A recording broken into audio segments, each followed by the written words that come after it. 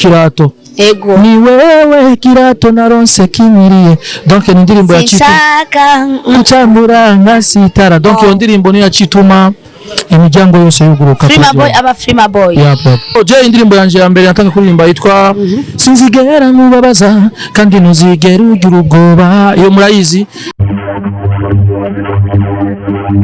Shalom shalom bakunzi ba Uzobaze Gaposho Media TV muraho murakomeye murameze neza nkuko bisanzwe ni na Naomi inyuma ya kamera mwita umuhungu wa Mutama uno msirero mwe n'umutipe mwiza w'iboga unapendeza bro. Merci. Ari serie man. Frima urabirashika kwa serie kweli. Yego kabisa je ndi serie kweli. Yeah.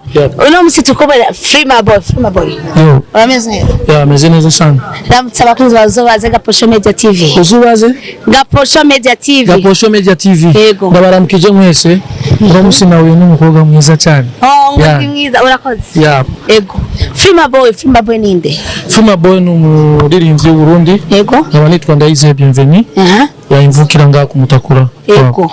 Nimvukira ku Mutakura yitwa Frima Boy Ndayize Bienvenue. Okay. Frima Boy watewe kurimba ryari? Yo, donc ari myaka kabisa. Donc natangiye kuririmba indirimbo yanje ya mbere ikazaririmba abantu bacamenya umunsi nakoze. Abana bave mu ibarabara. Je indirimbo yanje ya mbere natangiye kuririmba yitwa sinzigera nkubabaza kandi ntuzigera ugira ubwoba iyo murayizi nyuma donc yari 2010 yeah. Ni kera nakoze indirimbo na All Saint twatangiye umugwi witwa The Beef for Face. Frima Boy nizihe ntamba miyobwira ahura nazo mu muziki ndundi? Ni ibintu birebire cyane muziki nawe na challenge nyinshi cyane narako twatangiye ari timu yacu turaduga barayibomora kiri umuntu wese atangura kwimenya yari jewe na All Saint ndapambana kubwihanje gushika Imana ifasha izina ndagyubaka nagize collabo ya mbere no bita Pasli wakisema indirimbo ya kera cyanda kora indirimbo na n'umugwi Masoje Rohero nda iramfasha kumenyekana cyane turakora ama ndakora collabo novuga ko ari collabo imwe mu zambere zama inambwe ikomeye na istanishi indirimbo yitwa ikirato ni wewe kirato naronse kinyiriye donc ni indirimbo ya Chitu kutambura nka sitara donc iyo ndirimbo ni ya Chituma imiryango yose yuguruka. Frima Boy aba Frima Boy.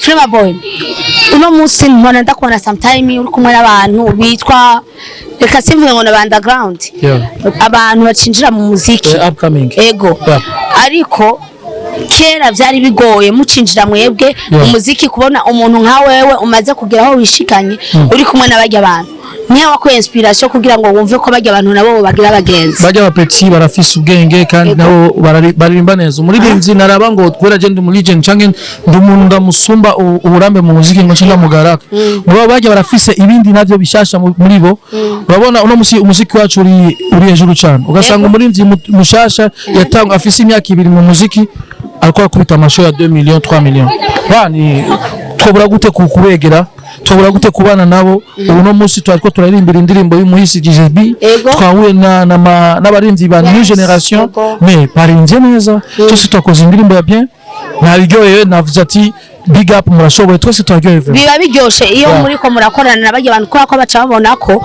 nabo nyine ntwabakumiriye ntimwabakumiriye so hari igihe dukunda hariyo inamba mitubwe nk'aba journalist dukunda guhura nazo nkaza nka wewe nkakubwira ati Frima Boy cyaka ikiganiro ukaza wumva nk'umuntu aracari hasi ntaragira aho yigejeje ukaza wumva ngo jewe ngo déplacement yanje mpaya eske nka wewe ubona nk'abo bantu igikiwa bahanura bo ikintu je novuga umuririnzi aba ico nico cica abaririnzi biwacu bafise bo donc nibaramenya umuziki without music aso indirimbo ikamenyekana acavuga ko genda hejeje nabamenye yuko indirimbo imenyekanye Bujumbura mu ntara hagati murakora concert mukayanza mu Cibitoki mu ntara nyinshi utarakora concert bibabanze kwanza bakore umuntu agusavye mission ubumufashije gutuma nawo nyene bamumenya umurinzi yitwa D1 reka nabivugire ngaha D1 jewe ari concert nagiye gukora mu Kayanza niwe yari ku muryango nibo bari banumye ko arisha amahera ariko ubu diwani tumubonye turavuga ati twarahuriye muri studio aranyubaha brother Frima Boy respect wow no musikore ni diwani yaje na management iramuzamura donc basigure rero iyo umuntu amuhamagaye kugira media nazagare akore amenye yuko turakora music ejo naho umuziki wacu uzondondorera inzira donc umujournaliste no kubaha media journaliste TV online urubaha umujournaliste me radio ukazubaha uzombwira ejo abo ubashe izo media uzoshika kure. So Frima Boy uri ko dutegurira iki? Bo nibaza yuko 2026 rafisi indirimbo nagomba gusohora yari gusohoka mugabo twace duca mu ngorane za zikiriyo cumu kandi condoléance kuba mwarabuze nivuga indirimbo nari kuyisohora muri vuba igiye gusohoka twegeje byose twace tuja mu mirimo yo kumuririmbira indirimbo yo guhoza umuryango wabuze kandi ni gikorwa ciza mwakoze n'abandi bakibonereho.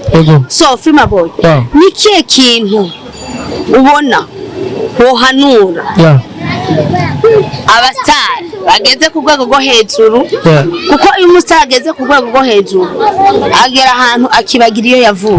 Bo abastari novuga reka dutangure ku ba legend bamwe bareke gupingana je narababaye kubona Lolilo avuga ngo jewe Fizo niwe nafashe ukuboko Fizo kijya kintu yavuze ati ngiye gufata ukuboko Fizo nije namushikanye Fizo hari mugabo si vyiza kuko abafana bo bashaka ibikorwa izo zizoba inkuru zo kuvuga ni bio umunsi bizoshika bivugwe mugiye bishikenewe kuvugwa ubu abarundi bakeneye ibikorwa bakore rero twese dukore dushira imiziki yacu imbere.